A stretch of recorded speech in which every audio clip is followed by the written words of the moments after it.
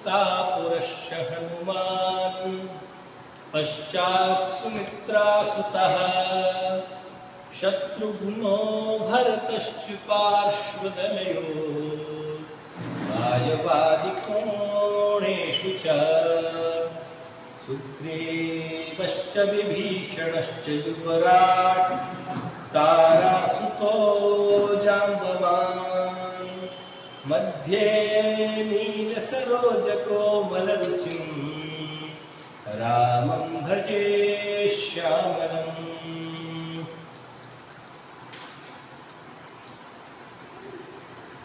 महर्षि सांदीपनि राष्ट्रीय वेद विद्या प्रतिष्ठान के इस उपक्रम सभी के निवेद कक्षा के अंतर्गत आज रविवार के दिन, आज शुभ तिथि एकादशी है और उस दिन आप इस ज्ञान चर्चा में सम्मिलित हुए सभी वेदानुरागियों को प्रणाम। आज विषय दिया गया था कि वेदों में विश्व बंधुत्व, इस पर किस किस दृष्टि से अलग अलग परिप्रेक्ष्य में चिंतन किया जा सकता है, उस पर हम बात करेंगे। बंधु भाव स्वीकार करते ही सबसे पहली बात जो हमें समझ में आती है वो हमें लगता है कि ये व्यक्ति हमारा परिचित है। तो जब कोई व्यक्ति हमारा परिचित होता है तो हमारा उसके प्रति एक सौहार्द स्वयं उत्पन्न हो जाता है कि इनके साथ में हमें जब भी दिखें तो प्रणाम करना इत्यादि। लेकिन ये सब चीज़ें केवल सजीवों के साथ संभव है। कोई व्यक्ति सजीव है, प्राणवान है, मनुष्य है, उसी को हम प्रणाम करेंगे तो वो उत्तर में आपको अभिवादन करेगा। लेकिन वेद जो है वो केवल सजीवों में मनुष्य की ही चिंता नहीं करते, अपितु जितने भी प्राणवान हैं उन सबकी, इसके अतिरिक्त जो प्राणवान नहीं है उनकी भी चिंता करते हैं। इसका प्रतीक कहाँ कहाँ मिलता है तो हम सबसे पहले देखेंगे कि पृथ्वी तत्व है। पृथ्वी को हम सभी माता मानते हैं और हम माता मानने के साथ में ही उनके साथ में एक पुत्रवत व्यवहार भी करते हैं। लेकिन वो घटता कब है हमारे दैनिक जीवन में? तो जब हम पूजन करने बैठते हैं तो हम बोलते हैं कि अब भूमि का स्पर्श करेंगे और भूमि का स्पर्श करके फिर श्लोक बोलते हैं, ओम पृथ्वी त्वया धृता लोका देवी त्वं विष्णुना धृता त्वं च धारयमां देवी पवित्रं कुरु चासनम्। तो आसन पवित्रीकरण के समय पर हम इस श्लोक को बोलते हैं प्रायशः और प्रणाम करते हैं। इसके अलावा बहुत सारे मंत्र हैं, वही देवधूप है और भूरसी, इस प्रकार से बहुत सारे पृथ्वी को लेकर के मंत्र हैं। तो यहाँ पर पृथ्वी, क्या हम उसको सजीव मान सकते हैं? सजीवों की उत्पत्ति कारक पृथ्वी है, लेकिन क्या एक साक्षात दृष्टि रूप में पृथ्वी एक हम कल्पना करें तो हम जैसा विज्ञान वाले बताते हैं वैसे ही पृथ्वी को समझते हैं। लेकिन हमने उनके साथ में व्यवहार करते समय इस बात को, क्योंकि प्रतिदिन व्यक्ति ये अपेक्षा करते हैं कि त्रैवर्णिक होगा और संध्या वंदन करेगा, तो त्रैवर्णिक संध्या वंदन करेगा तो उसके अंगभूत वो आसन का पवित्रीकरण भी करेगा। तो तीनों टाइम यानी कि तीनों काल की संध्या के समय वो व्यक्ति इस प्रकार का आचरण करेगा। तो इससे ये हुआ कि हमने एक कार्तज्ञ भाव प्रकट किया कि आपके माध्यम से ही हमारी सृष्टि है, क्योंकि पृथ्वी आधारभूत हमको धारण किए हुए है और हमको धारण करने के साथ साथ हमको पोषण करने वाली जो भी चीज़ें हैं उन पदार्थों को भी पृथ्वी ने धारण कर रखा है। चाहे वो पर्वत हो, पर्वत से बहने निश्रित होने वाली, उद्भव होने वाली नदियाँ हों अथवा कोई पेड़ हो। तो इस तरीके से हमने देखा कि पृथ्वी के प्रति यहाँ पर हमने सद्भाव व्यक्त किया दैनिक जीवन। इसके अलावा हम देखते हैं कि यजुर्वेद का जो प्रथम मंत्र है इखेत्पूर्जित्वा बहुत प्रसिद्ध है। उस मंत्र में कार्यक्रम क्या चल रहा है कि एक दर्शेष्टि होती है, एक पौर्णमासेष्टि होती है, जिसको मिला करके दर्श पौर्णमास कहा जाता है। तो दर्शेष्टि के अंगभूत इंद्र देवता को प्रसन्न किया जाना है और इंद्र देवता का जो प्रसिद्ध द्रव्य है जिनको पसंद है उसका नाम है दही। क्योंकि हर देवता का स्वरूप अलग है। स्वरूप क्यों अलग है? क्योंकि हमने शक्तियों का अलग अलग वर्गीकरण किया है। जल से संबंधित शक्तियों को हमने वरुण ऐसी एक शक्ति कहा, दृष्टि पर नियंत्रण करने वाली ऐसी शक्ति को हमने इंद्र कहा, और ताप प्रदान करने वाली, हमारे जीवन में निरंतरता देने वाली ऐसी शक्ति को हमने सूर्य कहा। इस प्रकार से हमने अलग अलग शक्तियों का वर्गीकरण किया देवताओं का। अब निश्चित रूप से कार्य अलग होने के कारण उनके एक स्वरूप की भी कल्पना व्यक्ति करता है कार्य के आधार पर, तो स्वरूप भिन्न भिन्न हुए। तो अब जो इंद्र देवता है, हम ये मान रहे हैं कि हम अब दर्शिष्टि करने जा रहे हैं और इंद्र को दही पसंद है, दही प्रचुर मात्रा में चाहिए, याग करना है। तो याग होगा शुक्ल पक्ष की प्रतिपदा को, और आज दिन है अमावस्या का। अमावस्या के दिन पर वो मंत्र पढ़ा जा रहा है, एक पहला जो मंत्र है एकेत जेतवा।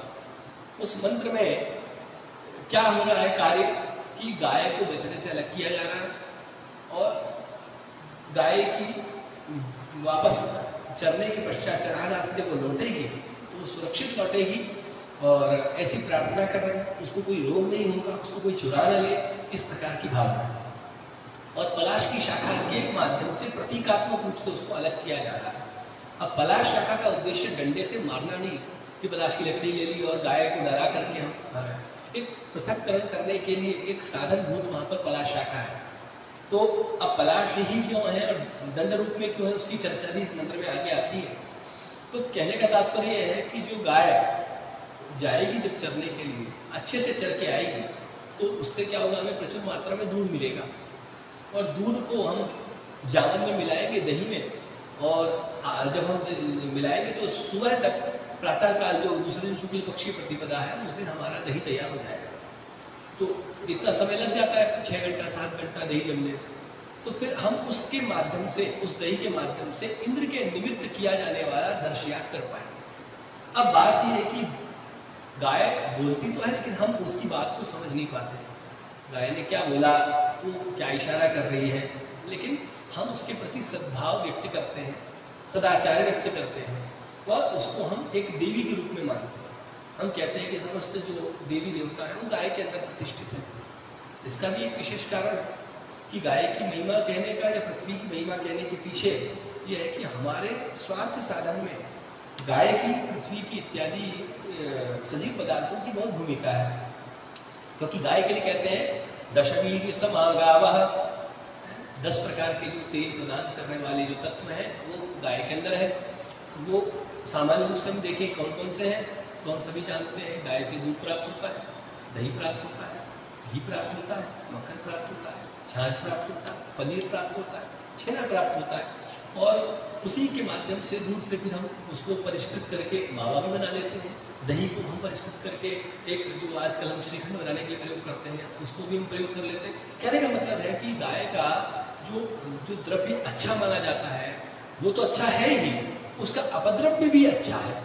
हम गोबर का भी प्रयोग कर रहे हैं, हम गौमूत्र का भी औषधि के रूप में प्रयोग कर रहे हैं, मतलब उसका कोई भी ऐसा तत्व नहीं है जो हमारे काम का नहीं है। जिस दिन परम्परा हो जाता है इस प्रकार से पशुओं का, तो उनके मरने के पश्चात वो जो शरीर का चमड़ा है वो भी काम आता है।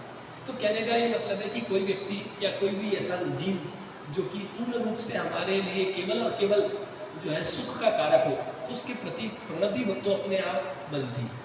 अब यहाँ पर हमारा उद्देश्य जो है दर्शयाग करना है, और दर्शयाग करना पहले ये समझिए कि आज तो कोई शौचयाग करता नहीं है, लेकिन पुराने समय पर आमतौर पर प्रत्येक घर में अग्निहोत्र होता था, और अग्निहोत्र में जो विस्तार है वो द्वितीय श्रेणी का जो विस्तार है वो कहलाता है इष्टिपूर्वक आधान करना, जिसमें कि वो अग्निहोत्र की जो दैनिक क्रियाएं वो करेगा, और 15-15 दिन पर ये दर्शयाग और पौर्णमासेष्टि इन दोनों का अनुष्ठान करेगा। अब इन अनुष्ठानों को करने से क्या होगा, क्योंकि कहा गया है कि मीमांसा में प्रारंभ में ही आता है कि धर्म की परिभाषा क्या है, तो कहते हैं कि वेद प्रतिपादित जो है और जो प्रयोजनवान है वही धर्म है।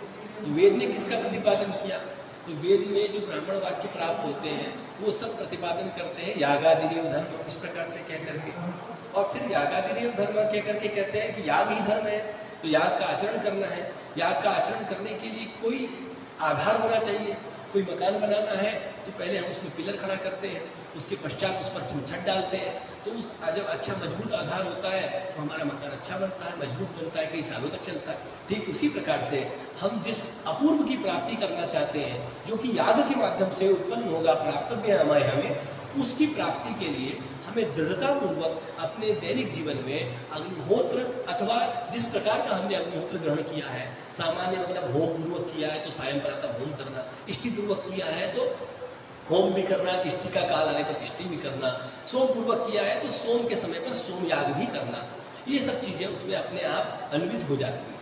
तो इन सब चीजों के होने से अब कुल मिलाकर के अपूर्व की प्राप्ति मनुष्य को हो रही है। तो इसलिए और उसमें कारक या साधनभूत कौन है? वो गाय से प्राप्त होने वाला दूध, क्योंकि दूध दही का कारक बनेगा। और इसलिए हम गाय के प्रति बहुत ही ज्यादा श्रद्धा और से युक्त होकर के और इस प्रकार की कल्पनाएं करते हैं कि गाय कैसी कैसी है।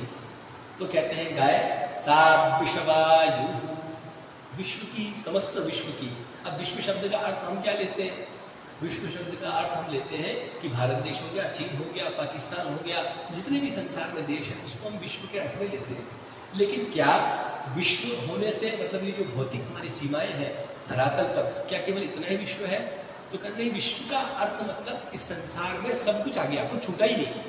वो पत्थर का टुकड़ा भी आ गया, वो हवा में बहती वायु मतलब हमारे इस माहौल में बहती हुई जो वायु है जो हमको आंखों से प्रत्यक्ष नहीं हो पा रही है, अनुभव का विषय है, वो भी विश्व में आ गया। तो जो ऐसे कीट पतंगे जो आंखों से नजर नहीं आते वो भी विश्व में आ गया। मतलब उस विश्व के बोल देने से और कुछ व्यतिरिक्त नहीं रह गया, कुछ छूटा नहीं गया, सब कुछ विश्व में समा गया। इसीलिए उस विश्वरी धातु जो है, इसीलिए उससे विष्णु पद बनता है। तो विष्णु को हम क्या कहते हैं कि विष्णु भगवान क्या है? सर्वत्र व्याप्त है। तो वो कैसे व्याप्त होंगे? वो इसी रूप में व्याप्त होंगे, कभी कीट के रूप में, कभी पतंग के रूप में, कभी वो हमारे घर में रहने वाली गाय के रूप में, प्रत्येक जीव के रूप में और प्रत्येक निर्जीव के रूप में।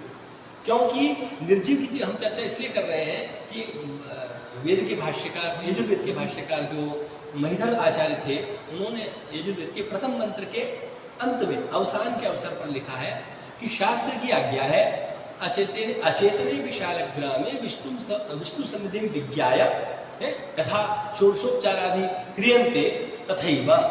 यानी कि जिस प्रकार से हम एक पत्थर की शिला, जिसको हम शालिग्राम शिला कहते हैं, उसको यदि दिखने को तो निर्जीव होती है, उसके अंदर सजीवत्व नहीं है, कोई श्वास नहीं ले रही, लेकिन हम उसमें भगवान विष्णु की सन्निधि मान करके, उनको ऐसा जान करके कि भगवान विष्णु हमारे सामने बैठे हैं, उनको हम स्नान कराते हैं, उनको हम यज्ञोपवीत धारण करवाते हैं, उनको हम वस्त्र पहनाते हैं, उनको हम पुष्प चढ़ाते हैं, उनको हम पंचामृत आदि से स्नान कराते हैं, उनकी बढ़िया से आरती करते हैं, अच्छे से भोग लगाते हैं और उनकी आरती वगैरह करके उनकी सेवा करते हैं।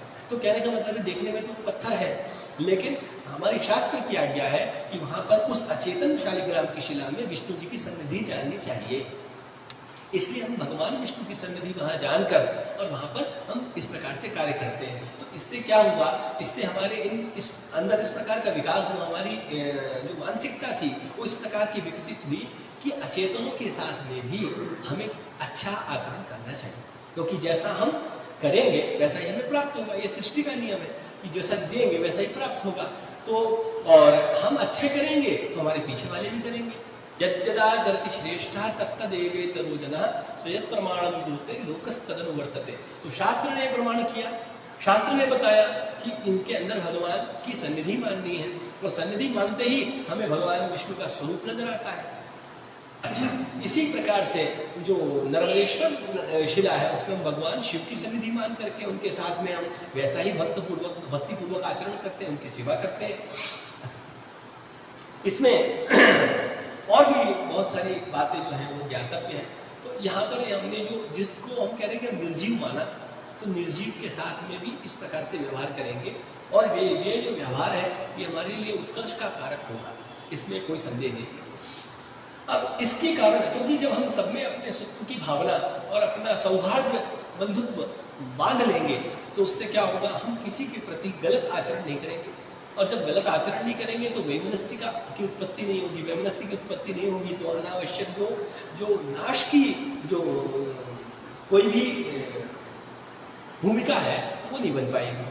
नाश की भूमिका कब बनेगी? जब हम आपस में हमारे मन में जो है एक दूसरे के प्रति दुर्भाव उत्पन्न होगा। तो दुर्भाव को दूर करने के लिए या दुर्भाव उत्पन्न ही ना हो उसका बीज ही खत्म कर दिया, इस प्रकार की व्यवस्था है। क्योंकि यहाँ पर जितनी भी शिक्षाएं देखने को मिलती है वेद की प्रकार अंतर से साक्षात तो समझ में नहीं आएगा, लेकिन हम इसको दूसरी दृष्टि से यदि देखें, जो कि हम सूक्ष्म दृष्टि मान लें, तो उसमें हमें समझ में आता है कि वेद की जितनी भी शिक्षाएं हैं वो एक ही बात की ओर संकेत करती हैं, और वो बात है सृष्टि। तो सृष्टि अन्य अन्य माध्यमों से, जैसे याग के माध्यम से एक अपूर्व की सृष्टि, तो हमें दिखेगा नहीं कि हमने जो आज किया उसका फल हमें प्राप्त हुआ कि नहीं हुआ, लेकिन एक समय आने पर हमें उस फल की प्राप्ति होगी। अब स्वर्गवत क्या है, अग्निहोत्र जुहियात स्वर्ग कामा, इस प्रकार की पंक्ति आई। तो अग्निहोत्र करने से स्वर्ग की प्राप्ति होती है। अब साक्षात तो स्वर्ग देख नहीं पाएगा, हम तो ये मान के चलते हैं कि जब शरीर छोड़ता है व्यक्ति तभी स्वर्ग देखता है। तो अब साक्षात स्वर्ग कैसे होगा? अग्निहोत्र का आचरण करने से क्या होगा? सबसे पहले वो प्रातःकाल समय से उठेगा, यहाँ वहाँ भोजन नहीं करेगा, अपभाषण नहीं करेगा, असत्य भाषण नहीं करेगा। इन सब चीजों से क्या होगा कि उसका किसी से विरोध ही नहीं होगा।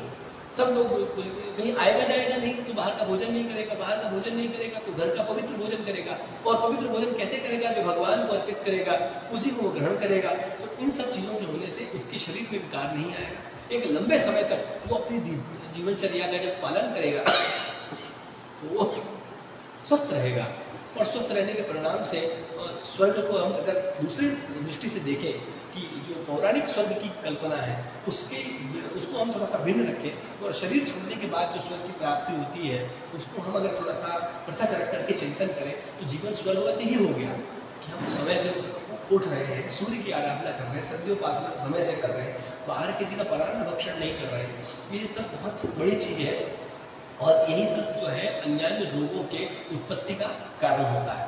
तो हमने सबसे पहली जो चर्चा की वो गाय के प्रति की, क्योंकि गाय से हमें दूध की प्राप्ति हुई है, और दूध की प्राप्ति से याग होना है, और याग अपूर्व का उत्पादक है, और ऐसा हमें वेदांत शास्त्रों ने बताया। ये तो हुई एक सजीव प्राणी की चर्चा। इसके अलावा एक और प्रसंग आता है, जब कभी हम चुर लेकर के, जो हम चुर यानी लोक भाषा में बोलते हैं छुरा लेके जब हम बाल काटते हैं किसी के, तो जैसे कि हम चूड़ाकरण के प्रसंग में ही देख लें, तो वहाँ मंत्र बोलते हैं स्वधिते माँ एनम हिंसी ही। अब कहा कि हे क्षुर, लोहे से बने हुए हे क्षुर, इस जिसके ऊपर हम इसको चला रहे हैं, इस बालों के ऊपर, और वो व्यक्ति को कष्ट ना हो। हिंसा का मतलब कष्ट ना हो, हिंसा होने से कष्ट होता है। तो अब वो क्षुर क्या कर लेगा? चला तो आदमी रहा है क्षुर को, तो उसने अनवधान पूर्वक छुरे को चलाया तो निश्चित रूप से उसका जो है यहाँ पर कहीं पर उससे व्रण हो जाएगा, कट लग जाएगा, और खून बहने लगेगा और उसको कष्ट होगा। लेकिन हमने उसके अंदर भी भावना की क्या कि इससे हम प्रार्थना करेंगे, तो क्योंकि इस सृष्टि में कोई भी ऐसी चीज नहीं है जिसका कोई अभिमानी देवता ना हो, यानी कि हर किसी चीज को नियंत्रित करने वाली कोई एक शक्ति है जिसको हम आंखों से नहीं देख सकते, जिसको हम केवल अनुभव कर सकते हैं। हम कहते हैं कई बार कि बहुत बड़ी दुर्घटना घटी लेकिन भगवान ने बचा लिया और हमें खरोच तक नहीं आई। तो इस प्रकार से ये भी चीज घट रही है, तो अचेतन है, हमको दिख नहीं रही है, लेकिन कोई एक शक्ति है जो हमारे पीछे काम कर रही है। हम जब किसी देवता की आराधना करते हैं तो उस देवता से संबंधित जो गण होते हैं वो हमारे इर्द गिर्द हमेशा विद्यमान रहते हैं, यदि वो आपके प्रति अनुकूल है। अब आप ये सोचने वाली बात है कि बताओ, हमने तो केवल एक हनुमान चालीसा का पाठ किया था उदाहरण के लिए, तो इतने मात्र से भगवान इतने प्रसन्न हो जाएंगे कि हमारी पीछे अपने गार्ड लगा देंगे। तो कहने की बात है कि वो आपकी निष्ठा की बात है कि आपने कितना निष्ठापूर्वक शुद्ध अथवा अशुद्ध रूप में भगवान का स्मरण किया।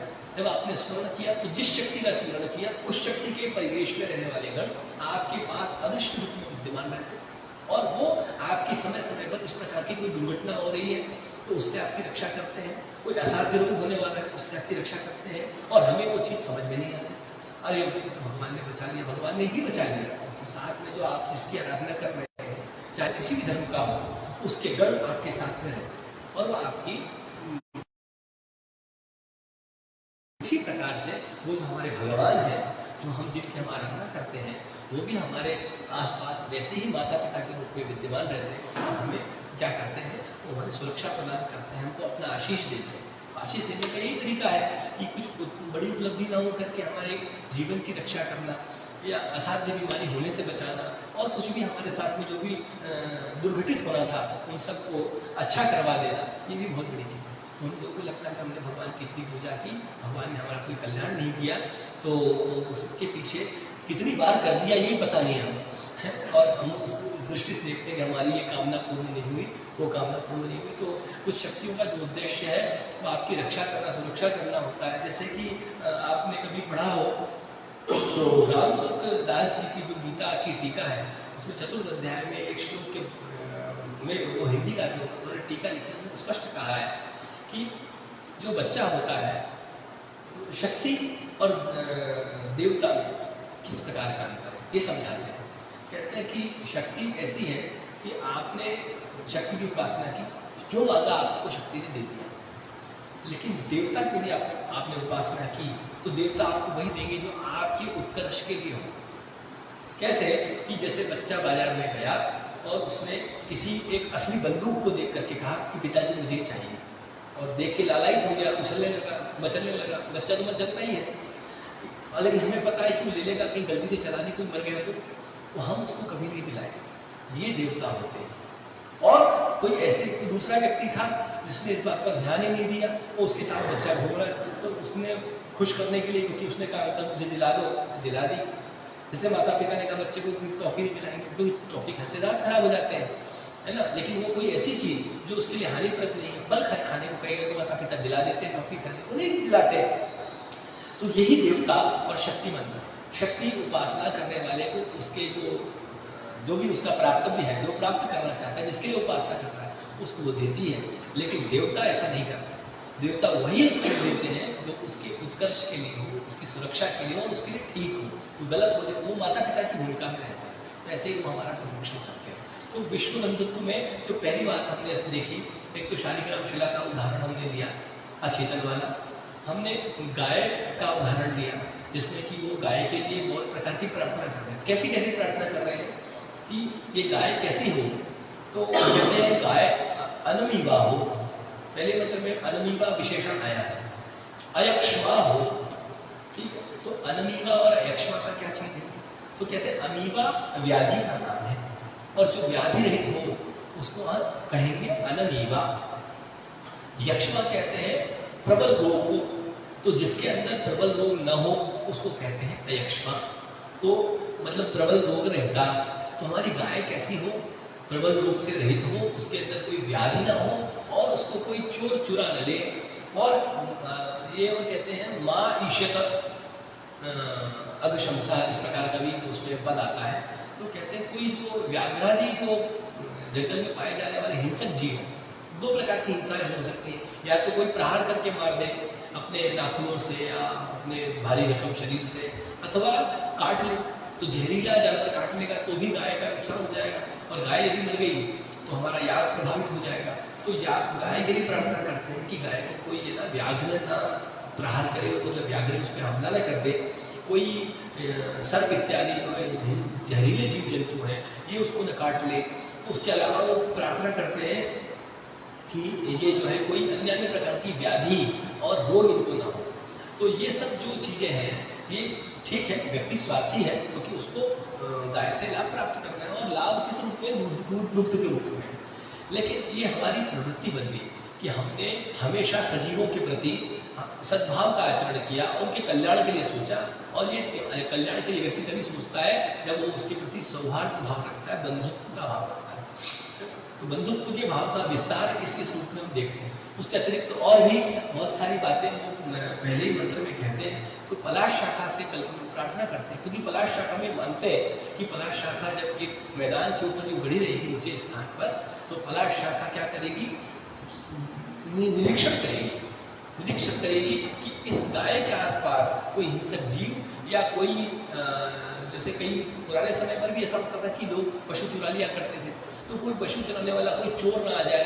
तो उसमें कल्पना की कि पलाश शाखा में जो विद्यमान अभिमानी देवता है वो ऊंचे स्थान पर, उन्नत स्थान पर खड़े रह करके उस गाय की रक्षा करेंगे, जिससे कि वो सुरक्षित घर लौट के आए। ये स्थिति तो एक हो गई, ये गाय के विषय में। अब मनुष्यों के विषय में चलते हैं। तो मनुष्यों के विषय में देखते हैं कि सबसे जो कठिन याग माना गया है वो हम सोम याग को मानते हैं, क्योंकि उसका समय भी ज़्यादा लगता है, उसमें धन भी ज़्यादा लगता है, और उस पर ना बैठना भी ज़्यादा पड़ता है, क्रिया वगैरह भी ज़्यादा होती है। तो सोमयाग के अंतर्गत खंडेष्टि होती है। खंडेष्टि के पश्चात तानूनत्र विधि का अनुष्ठान किया जाता है। तो उसमें तानूनत्र नाम का एक विशेष प्रकार का घी होता है जिसको आज्य कहते हैं। उसका सभी लोग जो ऋत्विक होते हैं वो एक साथ स्पर्श करते हैं। तो जब वो स्पर्श करते हैं तो उस स्पर्श करते समय उनके मन में भावना क्या चल रही होती है कि हमारे मन में एक दूसरे के प्रति कोई भावना है और हम एक ही गति में आगे बढ़े। तो अब कहेंगे कि यार ये बात तो बहुत सारी जगह पे आती है, ऋग्वेद में भी आती है। हम संज्ञान सूत्र इत्यादि पढ़ते, समानी भागवती समानी हृदयानि वाह इत्यादि ग्रंथों में भी आती है। तो इसमें क्या विशेष है? इसमें विशेष ये है कि जीवन में एक बार आपने किसी व्यक्ति के साथ में वो ऋत्विक कार्य किया और तानूनत्र विधि में सम्मिलित हो गए। तो जब अकारण किसी समय पर एक समय है कि शरीर नश्वर है तो शरीर का नाश होगा। जब भी शरीर छूटेगा तो उसके साथ में सम्मिलित हुए अन्य जो लोग हैं वो क्या करेंगे? अगर वो किसी गुरुकुल के अध्यापक हैं तो वो वहां पर अध्याय करेंगे और एक दिन का नहीं 3 दिन का अध्याय करेंगे। तो तानूनत्र का संबंध जो है वो सामान्य नहीं, वो विशिष्ट है। हमारे गुरुकुल में पढ़ने वाला छात्र यदि कोई अन्य गुरुजी, एक गुरुकुल है 4-5 गुरुजी है उसमें, तो दूसरे गुरुजी से पढ़ने वाला कोई छात्र यदि परमपद हो जाता है तो फिर एक दिन का अनध्याय किया जाता है। हमारे ही गुरुजी से पढ़ने वाला, हमारे साथ में पढ़ने वाला यदि कोई परमपद हो जाता है कारण, तो 3 दिन का अनध्याय किया जाता है। अनध्याय मतलब बहुत बड़ी बात है कि आपने किसी के लिए अपना पूरा मुख्य कर्म जो है वो त्याग दिया और आप शोक में उसके डूबे हुए। तो ये अनध्याय वाली जो प्रक्रिया है ये शोक का ज्ञापन है। और शोक का ज्ञापन क्यों है? क्योंकि उसके प्रति बंधुता भाव है, सौहार्द है कि अरे तो हमारा गुरु जी चले गए तो उनके लिए अनध्याय करना है। हमारे स्वयं की गए तो उनके लिए अलग समय सीमा है, दूसरे के गुरु जी चले गए तो अलग समय सीमा है। और तानूनत्र विधि में सम्मिलित हुए ऋत्विक चले गए तो उसके लिए विशेष रूप से 3 दिन का जो है करने की परंपरा है। उसके लिए यहाँ पर मैं संदर्भ आपको बताता हूँ। संदर्भ लेके आया था कि ये संदर्भ आता उसमें तानूनत्र विधि का। कहते हैं सतानूनत्रिणी ब्रह्मचारिणी च त्रिरात्रम, ऐसा पारस्कर में आया है। इसके अलावा और भी आया है देवयानी पद्धति में। कहते हैं यही सह तानूनत्रम आज्यम स्पृष्टम, अर्थात जिसके साथ में हमने तानूनत्र कहलाए जाने वाले आज्य का स्पर्श किया है, तेभ्य द्रोहो अपकारो न कार्यः, उनके साथ में कभी द्रोह नहीं किया जाता, उनका कभी जो है उनके प्रति दुर्भाव व्यक्त करते हुए कोई अपकार वाला कार्य नहीं किया जाता। ये न कार्य कदाचिदपि, कभी भी नहीं किया जाता। इसका मतलब है कि स्वतः उनके प्रति बंधुभाव उत्पन्न हो गया। तानूनत्र विधि में कोई सम्मिलित हो गया तो बंधु ही बन गया, क्योंकि हमने उसके प्रति अनध्याय किया, हमने उसके प्रति शोक व्यक्त किया और दुखी हुए। ये स्वयं उसका ज्ञापक है। एक और आता है अनाधृष्टमसि। इस प्रकार से बहुत सारे वचन प्राप्त में देखने को मिलते हैं। एक वचन और देखने को मिलता है कात्यायन सूत्र में। कहते हैं दक्षिणस्याम वेदिश्रोणौ निधायावमशं त्रित्रिजः यजमानश्च अद्रोहस्तेभ्यो न तेभ्यो न सतानूनत्रिणे द्रोग्धव्यम् इति श्रुतेः। एक आते हैं सूत्र में वचन आता है। कुल मिलाकर के इस प्रकार के बहुत सारे वचन तानूनत्र के प्रसंग में देखने को मिलते हैं कि जिसके साथ आपने भाग लिया है ऋत्विक होकर के और तानूनत्र नाम की विधि संपन्न की है, उसके प्रति आपको विशेष भ्रातृत्व भाव का बोध करना चाहिए। और केवल बोध मात्र करके काम नहीं होगा, उसको जीवन में वैसे ही जीना भी है। जब उसका परमपद हो जाएगा तो आपको उसके लिए विशेष अध्याय करना है, विशेष शोक व्यक्त करना है, तो स्वतः उत्पन्न हो जाता है। इसके अतिरिक्त एक प्रक्रिया और है।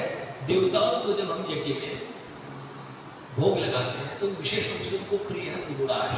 किसी भी देवता के लिए अलग अलग मात्रा में अलग अलग कपालों के अनुसार पुरुड़ाश का निर्माण करके उनको अर्पित किया जाता है। जो हम अन्य द्रव्य देंगे उनको, जैसे कि घृत है ना, या दुग्ध या दही से बनी हुई कोई चीज, वो विषय अलग है, लेकिन पुरुड़ाश तो देंगे ही देंगे।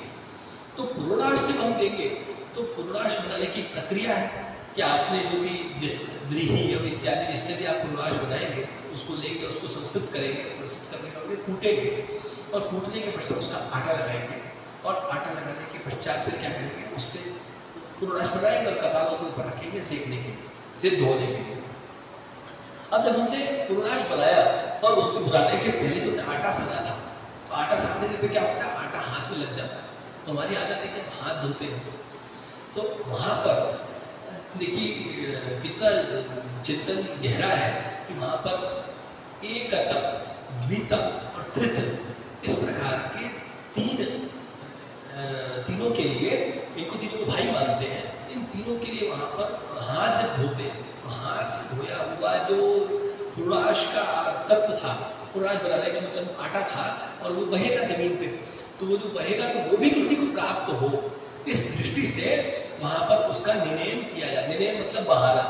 तो हाथ धोए तो उससे मतलब एकत नाम के देवता को प्राप्त हुआ, द्वित नाम के देवता को प्राप्त हुआ, तृत नाम के देवता को प्राप्त हुआ। तो जहां पर मतलब हमारे हाथ धोया, उससे जो गिर गया उसको कोई उसकी चिंता भी नहीं करता है, वहां पर भी हमने उसकी चिंता की, और चिंता करने के पश्चात में कहा कि नहीं ये एकत के लिए है, ये द्वित के लिए है, ये तृत के लिए है।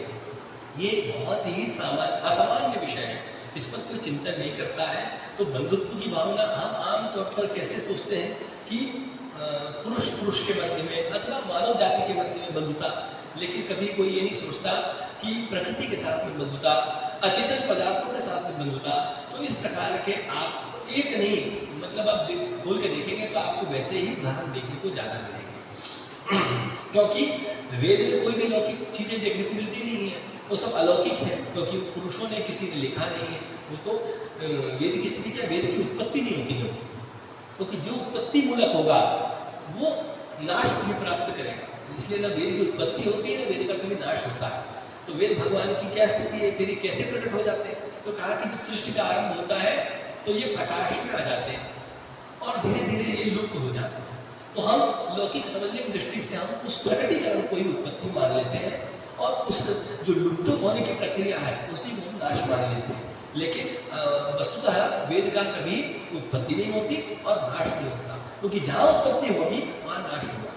तो ये दोनों एक दूसरे के सापेक्ष है। एक पेड़ है, उसका हमने बीज लगाया और उससे कोई आम्र वृक्ष बन गया और उसने अपने जो है अच्छे यौवन को प्राप्त किया, लोगों को फल खिलाए, और फल खिलाने के बाद वो वृद्ध हुआ और एक दिन वो जाकर के अपना वृद्ध होकर के शाखाएं सब उसकी झूल गई और एक दिन नष्ट हो गया। ये सब चीजें उनके साथ में चल रही हैं जो जो उत्पन्न हुआ है, चाहे वो इस फर्नीचर की बात हो, ये जिस दिन बना तो उस समय ऐसे बहुत अच्छी दृढ़ अवस्था में था, और उसके पश्चात एक समय ऐसा आएगा जब ये यहाँ से हट जाएगा, क्योंकि पता चला कि अब ये खराब हो गया है, और फिर ये वापस से जाकर के जहाँ से उत्पन्न हुआ था कहीं ना कहीं किसी तत्व में जाकर के मिल जाएगा। तो वो वही संबंध जो है मनुष्यों का भी है, वही मशकों का भी है, वही मछलियों का भी है, किसी भी मतलब जिसकी भी हमने उत्पत्ति देखी है संसार में, इसलिए हम जिसकी उत्पत्ति नहीं मानते हैं, ऐसे जो है उत्पत्ति रहित है, ऐसे भगवान शिव जिनकी उत्पत्ति हम आमतौर पर किसी के गर्भ से उनका जन्म हुआ ऐसा हम देखने में नहीं आता, इसीलिए उनको अनादि कहते हैं, कुछ आदि कहते हैं, कुछ अनादि कहते हैं, उनके लिए बहुत सारे विशेषण का प्रयोग करते हैं। तो शिव को अगर देखा जाए वेद के रूप में तो क्या समझेंगे कि एक प्रकार की शक्ति विशेष जो कि संसार की समस्त सृष्टि से पूर्णतः विद्यमान है, जिस जो इस सबको प्रकारांतर से नियंत्रित कर रही है। तो इस प्रकार से हम देखते हैं। तो हमने बात की अचेतन पदार्थों की, जैसे कि पत्थर की, हमने बात की सजीव पदार्थों की जो कि उच्चारण नहीं कर सकते, जैसे कि गाय की, हमने बात की आपके साथ में जो उच्चारण कर सकते मनुष्यों की, जैसे कि तानोत्र विधि, और हमने बात की आपसे जो उनको दिखाई नहीं पड़ते हैं उनके विषय, और हमने बात की पृथ्वी के विषय में जो उन्हें दिखाई पड़ती है लेकिन हम उनके प्रति उस प्रकार का सद्भाव सीधे सीधे नहीं देख पाते। तो ये इस प्रकार के हम देखते जाएंगे, हमको विषय बहुत सारे वेद में देखने को मिलते हैं। फिर जो बहुत प्रसिद्ध विषय जो मैंने आपके सामने आज उपस्थापित नहीं किए, जैसे कि हम कहते हैं अथर्ववेद में आया, पृथ्वी सूक्त आया, माता भूमि पुत्रों को प्रथित किया, ये बहुत प्रसिद्ध विषय है। लेकिन जहाँ लोगों की जो दृष्टिपात नहीं हो पाता है, हमारा उद्देश्य है कि लोगों को वो जानकारी विशेष रूप से प्राप्त हो, इसलिए इन चीज़ों की चर्चा की। एक चर्चा और विशेष करेंगे कि जब हम कोई यज्ञ करना है तो यज्ञ करने के अंगभूत हम क्या करते हैं, पहले तैयारी करते हैं, सज्जा करते हैं। तो सज्जा करते हैं, तो सज्जा करने में क्या होता है, निर्धारित सामग्री को अपने निर्धारित स्थान पर रखते हैं कि हमको जैसे जैसे उपयोग आएगा वैसे वैसे हम उसको काम में लेंगे। और जब ये तैयारी कर रहे होते हैं तो उसी में हम क्या करते हैं कि देवताओं को आवाहन करने के पूर्व हम क्या करते हैं, देवताओं के लिए एक आसन देते हैं। तो हम क्या करते हैं, दरभास्तरण करते हैं, पूरी यज्ञ भूमि पर दरभास्तरण करते हैं। कुछ तरह को कुशा भी कहते हैं, तो कुशा समझ लीजिए, तो है ना, तो कुशा समझिए, दरभा समझिए, हम उसको यज्ञ भूमि पे बिछाते हैं। अब लेकिन हमें ये समझ में नहीं आता है कि वस्तुतः हम इसके ऊपर जो पात्र रख रहे हैं, तो ये पात्र रखने का उद्देश्य क्या है, अथवा पात्र से व्यतिरिक्त जो भूमि रह गई है वहां पे हमने जो ये दरभास्तरण किया है अथवा कुशास्तरण किया है, इसका उद्देश्य क्या है।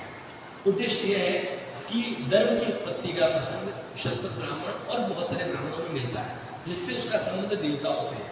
इसीलिए किसी अन्य वनस्पति का प्रयोग न करते हुए देवताओं से आत्मीय भाव से संपृक्त होने के कारण, पूर्णतः आत्मीय भाव से संपृक्त होने के कारण हम दर्भा का वहां पर आसन बिछाते हैं। आसन बिछाने का उद्देश्य है कि पृथ्वी के प्रति हमारा सद्भाव व्यक्त करना, कि हम सीधे उनके ऊपर न बैठ जाएं। इसीलिए आसन की परंपरा बनी कि हम पृथ्वी का अपमान न करें, इसलिए हम आसन देते हैं, आसन के ऊपर बैठाते हैं। बाकी फर्क क्या पड़ रहा है, एक 2 सेंटीमीटर का अगर आपने इतना गद्दीदार आसन लगा दिया, नहीं भी लगाएंगे तो भी आप बैठे हुए हैं। फिर योग वाले उसको अलग दृष्टि से जोड़ते हैं, अरे वो ऊर्जा का ऐसा हो जाता है, वैसा, वो अलग विषय है।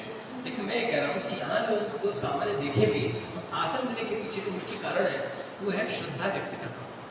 श्रद्धा किसके प्रति, जिसको हमने आसन दिया उसके प्रति, और जिस पर आसन बिछाया उसके प्रति, दोनों के प्रति। तो हमने आसन बिछाया पृथ्वी पर, उस पर हमने पात्रों को रखा, तो पात्र निर्जीव है, लकड़ी से बने हुए, काष्ठमय हैं, फिर भी हमने उनको क्या किया, सम्मान व्यक्त किया, और सम्मान व्यक्त करते हुए दर्भा के ऊपर बिछाया। दर्भा के ऊपर बिछाने का मतलब क्या है कि जो देव कार्य में प्रयुक्त होने वाले हैं वो वस्तुतः देवताओं के समकक्ष ही प्रणम्य है। देव कार्य में प्रयोग होंगे सारे जो भी हमने पात्र बिछाए हैं, प्रणीता है, अग्निहोत्र अग्नि है, या शूर्प है, अन्य जो भी हमने पात्र बिछाए वो समस्त देव कार्य में प्रयुक्त होंगे। और देवताओं के लिए प्रयुक्त होने वाली चीजें देवमय हो, ऐसी परिकल्पना जब तक हमारे दिमाग में नहीं होगी तब तक हम देवताओं को उस चीज को उस दृष्टि से हम उस अपूर्व की जिसकी हम प्राप्ति करना चाहते हैं ठीक प्रकार से नहीं हो पाएंगे। क्योंकि ये निश्चित है, कहा गया है कि फलयुक्तानि कर्माणि, कोई भी कर्म ऐसा नहीं जिसका फल नहीं। तो फल तो होगा ही, क्योंकि इसीलिए क्रिया और प्रतिक्रिया की बात विज्ञान वाले भी करते हैं। तो वो फलयुक्त कर्म है, तो हमने कहा कि हमने तो यज्ञ कर दिया तो उसका फल हमें मिलेगा ही मिलेगा, बिल्कुल मिलेगा। लेकिन उसके जो फल के गौरव में न्यूनता आ जाएगी। फल का गौरव मान लेते हैं कि किसी व्यक्ति ने 10वीं कक्षा की परीक्षा दी, मैंने भी दी, मैंने पढ़ाई नहीं की ढंग से, लेकिन परीक्षा दी। परीक्षा देना रूपी कर्म मैंने भी किया और दूसरे व्यक्ति ने भी किया। उसने नियमित पढ़ाई की तो वो 80% लेके आया, मैंने आराम किया तो मुझे 50% मिले। तो फल तो दोनों को मिला। एक व्यक्ति ने और आनंद से परीक्षा दी तो फेल हो गया, तो फल तो उसको भी मिला, उसको अंक तालिका सभी को मिली। लेकिन तीनों की अंक तालिकाओं में अंतर है। एक जो है विज्ञान वर्ग में विज्ञान संकाय में प्रवेश ले सकता है क्योंकि 80-85% आ गए। दूसरा जो है सामान्य पास हो गया तो कला वर्ग में जाएगा, और तीसरा पास ही नहीं हुआ तो कक्षा 11 में प्रवेश नहीं ले सकता। तो इससे हमारा जो फलयुक्तानि कर्माणि वाली जो बात है, तो हम जिस अपूर्व की उत्पत्ति की चर्चा कर रहे हैं, जिसके लिए हम इतना पूरा प्रपंच रच रहे हैं और हर चीज नियम पूर्वक कर रहे हैं, उसमें भी न्यूनता इसी प्रकार से आती है। जैसे हमने घर में किसी पूजा अनुष्ठान का आयोजन किया, तो अब ये सामान्य है, दूसरों के लिए नहीं कहूँगा, हम उसको बहुत ही हल्के में लेते हैं। और जब भगवान के ऊपर कोई दक्षिणा अर्पित करने की बात आती है, तो जो समस्त दक्षिणाओं के स्वामी हैं उनको हम 10 रुपये चढ़ाते हैं, और कभी कभी तो हम 1 रुपये का सिक्का चढ़ाते हैं। ये सत्य है। और अब आप सोच लीजिए कि हमारी श्रद्धा कैसी है कि हम उसको जिसको हम प्रदान करना चाहते हैं, ठीक है, अब ये हमको पता है कि हमारे पास से चला गया, तो दान की भावना, अब उस पैसे को या तो हम जो अनुष्ठान कराने वाले हैं उनको देंगे, अथवा वो भी नहीं, वो कहते हैं कि हम नहीं लेंगे तो किसी मंदिर में अर्पित कर देंगे। तो त्याग की भावना ही नहीं हो पा रही हमारी। तो हमारा सामर्थ्य है कि हम 100 रुपये चढ़ा सकते हैं, लेकिन हम चढ़ाते 1 रुपये। तो क्या होता है कि कर्म में न्यूनता आ गई, कर्म किया हमने, 1 रुपये चढ़ाया, तो श्रद्धा में न्यूनता आई, तो अपूर्व जो प्राप्त होना है उसमें न्यूनता आई। फिर हमने इतनी बढ़िया पूजा की भगवान की, भगवान फल नहीं दे रहे, भगवान फल नहीं देंगे। तो कर्म का जैसा आचरण होगा वैसा ही होगा। हम जानते हैं कि एक दिन का दैनिक जीवन जीने के लिए व्यक्ति को कम से कम, अगर वो बहुत ही निम्न श्रेणी में भी रहेगा तो उसको 1000 रुपये कम से कम प्रतिदिन चाहिए। लेकिन हमने सत्यनारायण भगवान की कथा कराई और पंडित जी आप 21 रुपये आपको दक्षिणा देते हैं। तो अब आप सोचिए कि उसके अंदर से किस प्रकार का अंदर ही अंदर निकल रहा होगा कि जब आने और जाने के लिए ही इतना जो है हमारा ये पेट्रोल खर्च हो जाता है, उसके बाद में आपने किसी को 21 रुपये की दक्षिणा दी तो आपको फल की प्राप्ति कैसी होगी आप समझ सकते हैं। तो ये एक समस्याएं आती हैं कि फल की न्यूनता कर्म के आधार पर हो जाती है। कर्म हम कर रहे हैं, हम भगवान को जब वस्त्र चढ़ा रहे हैं तो हमसे ये भी नहीं होता कि हम एक रुमाल खरीद के चढ़ा दें। हम क्या करते हैं, मूली का एक टुकड़ा तोड़ा और भगवान को वस्त्र में समर्पयामि, उपवस्त्रम के नाम पर हम उसी को दोबारा चढ़ा देते हैं, या कोई सूट का एक टुकड़ा, फिर कहते हैं कि नहीं भगवान तो प्रेम की भूखे। बिल्कुल भगवान प्रेम की भूखे हैं, उसमें कोई संदेह नहीं है, लेकिन वो उनके लिए है जिनके पास में व्यवस्था नहीं है। जिनके पास व्यवस्था नहीं है वो तो कोई मन से प्रणाम कर रहे हैं भगवान को, भगवान मेरे पास कुछ नहीं है, तो उसमें भी भगवान खुश है। भगवान को इस जो भौतिक संसार की चीजों में और 10 पात्रों की दक्षिणा में कुछ नहीं प्राप्त होना है। लेकिन हम ये देख रहे हैं कि हम किस प्रकार से श्रद्धा व्यक्त कर रहे हैं, किस प्रकार से हम कर्म कर रहे हैं। हम स्वयं तो बढ़िया कंपनी के रेमंड्स के कपड़े पहनेंगे, भगवान के लिए हम तो मोदी का वो भी इतना सा टुकड़ा 10 रुपए की जो एक बंडल आती है उसमें भी दशांश भी नहीं होता, वो उसको हम इतना सा चढ़ा करके सोचते हैं कि भगवान को हमने वस्त्र चढ़ा दिया, तो ये तो बिल्कुल भी ठीक नहीं। इसी प्रकार से हम उनको नैवेद्य इत्यादि भोग लगाते हैं तो हम सोचते हैं अरे पाव भर मिठाई ले आओ पर्याप्त, खुद को खाने के लिए कितना चाहिए आप सोचिए। कुछ अब भगवान को अपने जैसे ही मानिए कि भगवान एक मेरे जैसा ही कोई देव होगा, तो अब वो एक थाली में जैसे रोटी सब्जी और गिलास में पानी और अन्य जो भी चीज़ अपेक्षित होती है, बीच में कहीं आपके मुंह में झूठा लग जाए तो दूसरे के लिए कपड़ा आदमी इस्तेमाल करता है, वैसे ही भगवान को भी उसी प्रकार से अर्पित किया। तो अपने लिए नियम अलग है, भगवान की पूजा के समय नियम बदल जाते हैं।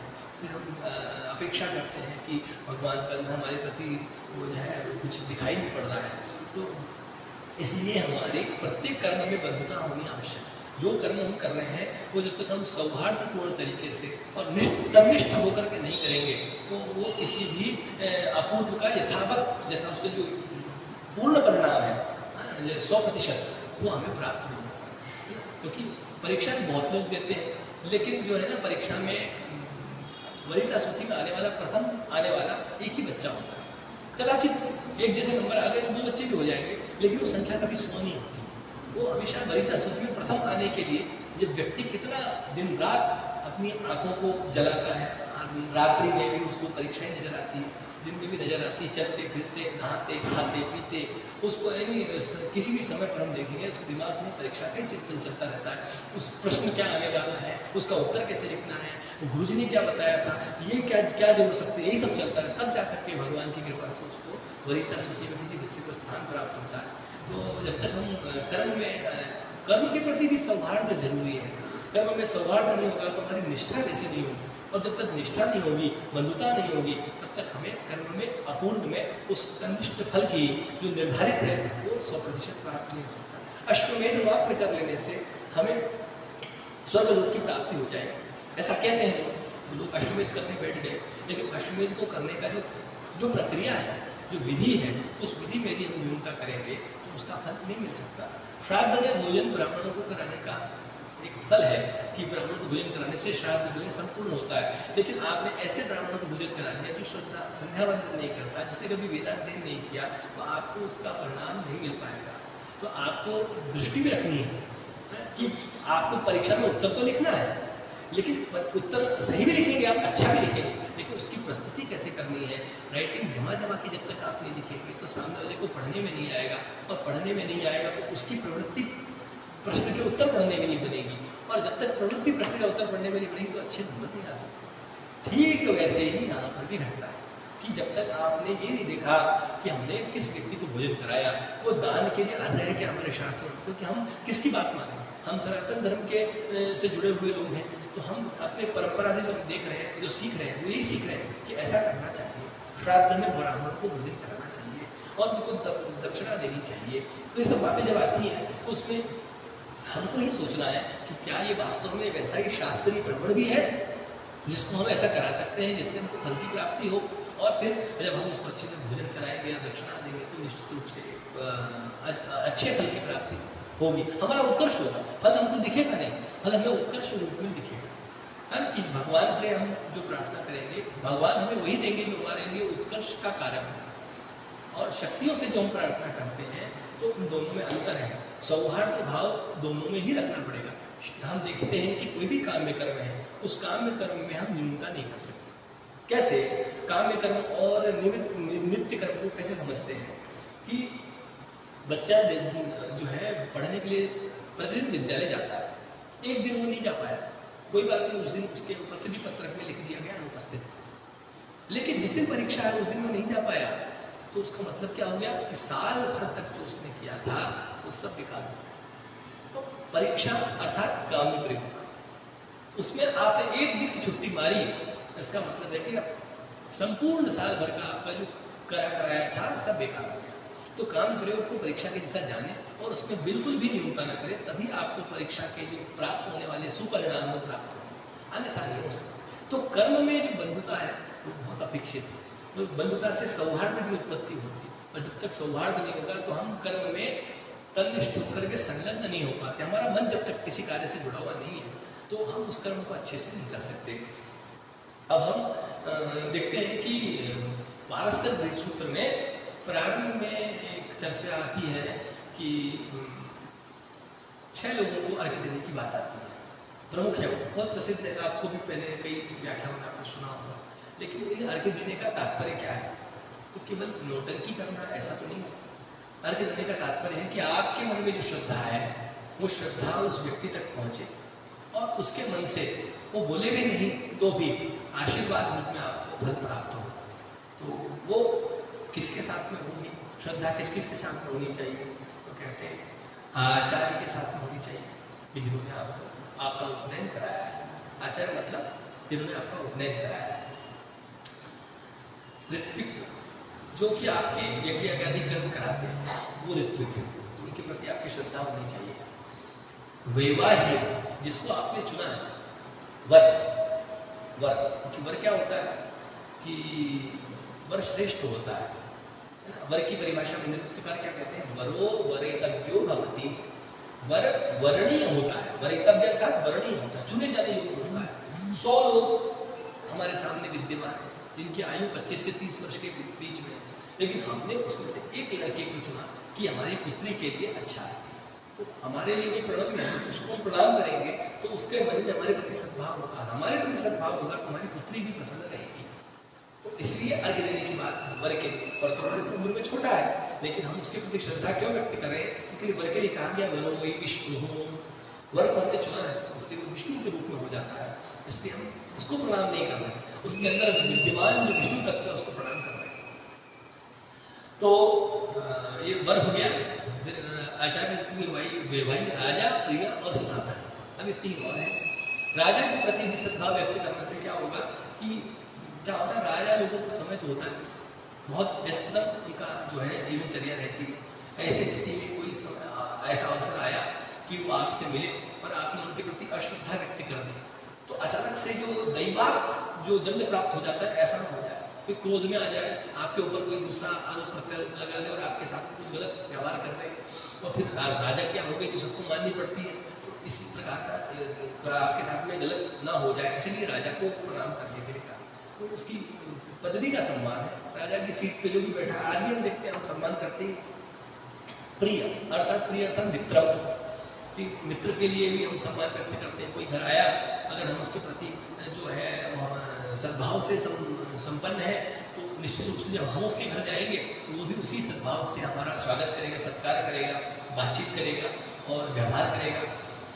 और लास्ट अंतिम जो था स्नातक के लिए कहा, तो स्नातक के लिए कहने के पीछे रहस्य क्या है? तो हम जानते हैं स्नातक किसे कहते हैं, जिसको गुरुजी ने आज्ञा दे दी हो कि तुम्हारा यहाँ का गुरुकुल का अध्ययन इत्यादि संपन्न हो गया है और तुम अब दीक्षांत समारोह में सम्मिलित हो सकते हो, तो वो समावर्तन की प्रक्रिया में सम्मिलित हो जाता है। जरूरी नहीं है कि वो समस्त शास्त्रों में निष्णात हो गया हो, लेकिन गुरु जी के अंदर एक प्रतिभा होती है कि वो किसी भी बच्चे को देख करके वो भाप लेते हैं कि इसकी गहराई कितनी जा सकती है। जैसे कि पेड़ जो होते हैं, वृक्ष जो हम लगाते हैं, तो हम देखते हैं कि पथरीली जमीन होती है तो वहाँ पर मिट्टी ज़्यादा गहरी नहीं जा सकती, मिट्टी होती ही नहीं, पत्थर ही पत्थर होता है, तो पत्थर में ज़्यादा गहराई तक जाने वाले पेड़ नहीं लग पाते। जहाँ पर बहुत चिकनी मिट्टी है वहाँ पर जिस प्रकार के पौधे लगते हैं वो दूसरी जगह नहीं लग पाते। तो सबका अपना अपना एक वैशिष्ट्य है। तो गुरुजी बच्चे की प्रतिभा देख करके ये निर्णय कर लेते हैं कि हाँ, इसके लिए इतना अध्ययन का समय इसने यहाँ पर जो व्यतीत किया है, जो उसने जो प्राप्त कर ली शिक्षा, इसके लिए पर्याप्त, इसके आगे ये नहीं कर पाता, इसके अंदर सामर्थ्य नहीं, जितना था उतना इसका हो गया। तो गुरुजी ने आज्ञा दे दी कि आप समारोह को सम्मिलित हो जाइए। तो ऐसे जो त्रिविध स्नातक हैं, विद्या स्नातक हैं, व्रत स्नातक हैं, अथवा दोनों प्रकार के विद्यावत स्नातक हैं, इन तीनों की समाज में एक प्रतिष्ठा हो जाती है क्योंकि अब समाज के वो लायक हो गए हैं। पहले गए थे तो गुरुजी ले गए पढ़ाने के लिए, तो पढ़ने गए तो अबोध बालक थे, तब उनको कुछ ज्ञान नहीं था। जब वो आए तो समाज के लिए वो उपयोगी बन के आ गए हैं। तो समाज में कोई व्यक्ति उपयोगी है तो हमें उसकी इज्जत करनी चाहिए कि हाँ, ये इसके अंदर ये विशिष्ट गुण है, तो गुण को प्रणाम करना चाहिए। तो वो जो है गुण की प्रतिष्ठा है, वहाँ पे गुण को प्रणाम हो रहा है, तो वहाँ जो सम्मान व्यक्त हो रहा है गुणों के प्रति हो रहा है। तो स्नातक हुआ इसका मतलब है कि उसने वेद अध्ययन कर लिया है अथवा अपने व्रत को पूर्ण कर लिया है, जो उसका ब्रह्मचर्य रूपी व्रत था उसको उसने पूर्ण कर लिया है, और गुरुजी की आज्ञा में रह करके उसने इस प्रकार से जो विविध जो परीक्षा के सोपान थे उनको उसने पार कर लिया। तब गुरुजी ने आज्ञा दी। तो स्नातक होना भी सामान्य बात नहीं थी, क्योंकि आश्रम में जाना और वर्षों तक कठोर साधना करना कौन करना चाहता है। इसीलिए उन लोगों की विशिष्ट एक सम्मान व्यक्त करने की दृष्टि से उनको भी अर्घ्य देने की परंपरा थी। तो हम पूजा भी करते हैं तो बोलते हैं ना, हस्ते और अर्घ्यम मुखे आचमनीयम जलम समर्पयामि। ये थोड़ा सा विशिष्ट प्रकार का अर्घ्य है जिसको हम मधुपर्क कहते हैं। तो मधुपर्क इनको देना चाहिए, अर्थात इन लोगों के प्रति विशिष्ट सम्मान व्यक्त करना चाहिए। इन सम्मान को व्यक्त करने से क्या होगा, सौहार्द और बंधुता का भाव जागृत होगा, और ये बंधुता के भाव जागृत होने से जिसके प्रति कर रहे हैं वो और जिसके जो करवा रहा है, जिसके जो आधारभूत है, दोनों के ही कल्याण की उत्पत्ति इससे होगी। तो वेदों में विश्व बंधुत्व विषय पर आज के विषय में इतना ही संक्षेप करता हूँ, और आप सभी ने ध्यानपूर्वक सुना, इसके लिए सभी को धन्यवाद।